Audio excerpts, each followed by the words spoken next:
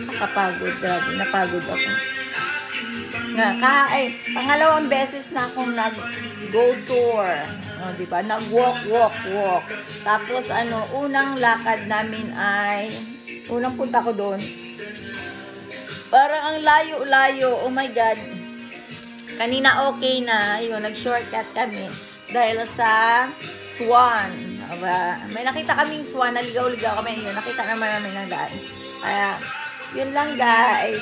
Ingat kayo. At okay lang ako. Magaling na magaling. Kasing ganda ng artista. Sana all. Sabay laki ng ilong. Ayun. Baka magtaka kayo kung bakit ako nawawala minsan. Nawawala minsan. Missing. But I'm okay. I'm still alive and I'm still kicking. Keep going and keep dreaming. That's me. Never give up. Ayun lang guys. Subaybayan nyo na lang ang buhay ko. Buhay ni Rogelia sa Denmark.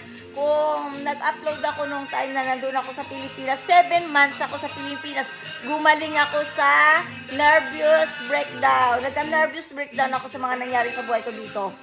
Ayun, thanks God kasi okay na ako. Pero, I need to continue to take medication. It's only ulan sapin.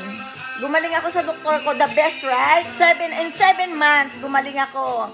Pero, alam mo na, kapag may may kadugtong yun. Kaya, alam nyo na yan. Alam nyo na kasi minomonitor nyo ang buhay ko. Kaya, wag na kayo mag-inarte. Ayun guys, ingat kayong lahat. At, enjoy ang buhay.